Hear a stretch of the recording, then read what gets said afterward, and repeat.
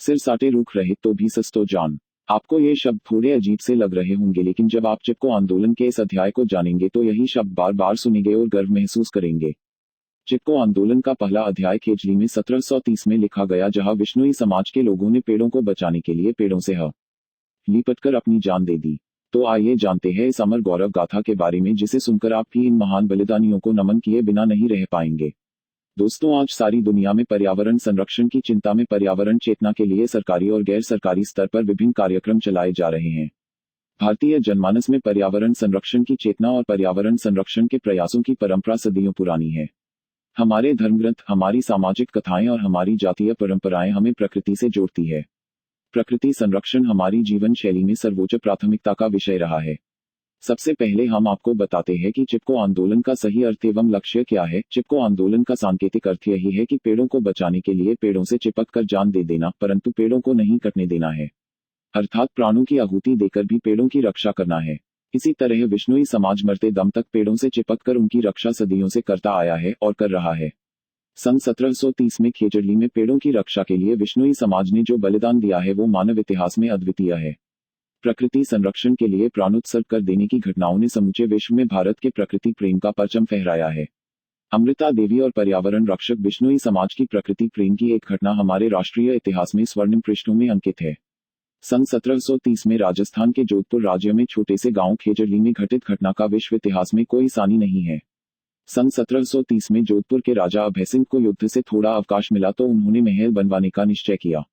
नया महल बनाने के कार्य में सबसे पहले चूने का भट्टा जलाने के लिए ईंधन की आवश्यकता बताई गई। राजा ने मंत्री गिरधारी दास भंडारी को लकड़ियों की व्यवस्था करने का आदेश दिया। मंत्री गिरधारी दास भंडारी की नजर महल से करीब 25 किलोमीटर दूर स्थित गांव खेजली पर पड़ी। मंत्री गिरधारी दास भंडारी व दरबारियों ने मिलकर राजा को सलाह दी कि पड़ोस के गांव खेजड़ली में खेजड़ी के बहुत पेड़ है, वहां से लकड़ी मंगवाने पर चूना पकाने में कोई दिक्कत नहीं होगी। इस पर राजा ने तुरंत अपनी स्वीकृति दे दी। खेजड़ली गांव में अधिकांश विश्नोई लोग रहते थे। विश्नोइयों में पर्यावरण के प्रति प्रेम और वन्य जीव संरक्षण जीवन का प्रमुख उद्देश्य रहा है। खेजड़ली गांव में प्रकृति के प्रति समर्पित इसी विश्नोई समाज की 42 वर्षीय महिला अमृता देवी के परिवार में उनकी 3 पुत्रियां आंसू, रत्नी, भागुबाई और पति रामू खोट थे, जो कृषि और पशुपालन से अपना जीवन यापन करते थे। खेजड़ली में राजा के कर्मचारी सबसे पहले अमृता देवी के घर के पास में लगे खेजड़ी के पेड़ को काटने आए तो अमृता देवी ने उन्हें रोका और कहा कि यह खेजड़ी का पेड़ हमारे घर का सदस्य है, यह मेरा भाई है, इसे मैंने राखी बांधी है, इसे मैं नहीं काटने दूंगी। इस पर राजा के कर्मचारियों ने प्रति प्रश्न किया कि इस पेड़ से तुम्हारा धर्म का रिश्ता है, तो इसकी रक्षा के लिए तुम लोगों की क्या तैयारी है। इस पर अमृता देवी और गांव के लोगों ने अपना संकल्प घोषित किया, सिर साटे रूख रहे तो भी सस्तो जान, अर्थात हमारा सिर देने के बदले यह पेड़ जिंदा रहता है तो हम इस के लिए तैयार है। उस दिन तो पेड़ कटाई का काम स्थगित कर राजा के कर्मचारी चले गए, लेकिन इस घटना की खबर खेजड़ली और आसपास के गांवों में शीघ्रता से फैल गई। कुछ दिन बाद मंगलवार 21 सितंबर 1730 को मंत्री गिरधारी दास भंडारी लावलश्कर के साथ पूरी तैयारी से सूर्योदय होने से पहले आए, जब पूरा गांव बस सो रहा था। गिरधारी दास भंडारी की पार्टी ने सबसे पहले अमृता देवी के घर के पास में लगे खेजड़ी के हरे पेड़ों की कटाई करना शुरू किया तो आवाजें सुनकर अमृता देवी अपनी तीनों पुत्रियों के साथ घर से बाहर निकली। उसने ये कृत्य विश्नोई धर्म में वर्जित अर्थात प्रतिबंधित होने के कारण उनका विरोध किया। तब मंत्री गिरधारी दास भंडारी की पार्टी ने द्वेषपूर्ण भाव से अमृता देवी को उसके पेट छोड़ने के बदले रिश्वत में धन मांगा। उसने उनकी मांग मानने से इनकार कर दिया और कहा कि यह हमारी धार्मिक मान्यता का तिरस्कार व घोर अपमान है।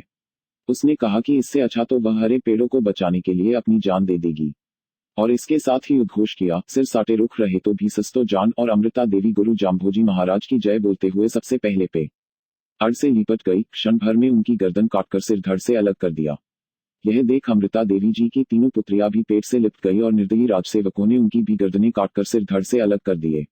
यह खबर पूरे इलाके में जंगल में आग की तरह फैल गई। आसपास के गांवों के लोग वहां आ गए और उन्होंने एक मत से तय कर लिया कि एक पेड़ के एक विश्नोई लिपटकर अपने प्राणों की आहुति देगा। सबसे पहले बुजुर्गों ने प्राणों की आहुति दी। तब मंत्री गिरधारी दास भंडारी ने विश्नोइयों को ताना मारा कि ये अवांछित बूढ़े लोगों की बलि दे रहे हो। उसके बाद तो ऐसा जलजला उठा कि बड़े बूढ़े जवान, बच्चे, स्त्री पुरुष सब में प्राणों की बलि देने की होड़ मच गई। विश्नोई जन पेड़ों से लिपटते गए और प्राणों की आहुति देते गए। आखिर मंत्री गिरधारी दास भंडारी को पेड़ों की कटाई रोकनी पड़ी। ये तूफान थमा तब तक कुल 363 विश्नोइयों, जिनमें 71 महिलाएं और 292 पुरुष थे, ने पेड़ की रक्षा में अपने प्राणों की आहुति दे दी। खेजड़ली की धरती विश्नोइयों के बलिदानी रक्त से लाल हो गई। यह मंगलवार 21 सितंबर 1730 का ऐतिहासिक दिन विश्व इतिहास में इस अनूठी हृदय विदारक घटना के लिए हमेशा याद किया जाएगा। समूचे विश्व में पेड़ रक्षा में अपने प्राणों को उत्सर्ग कर देने की ऐसी कोई दूसरी घटना का विवरण नहीं मिलता है।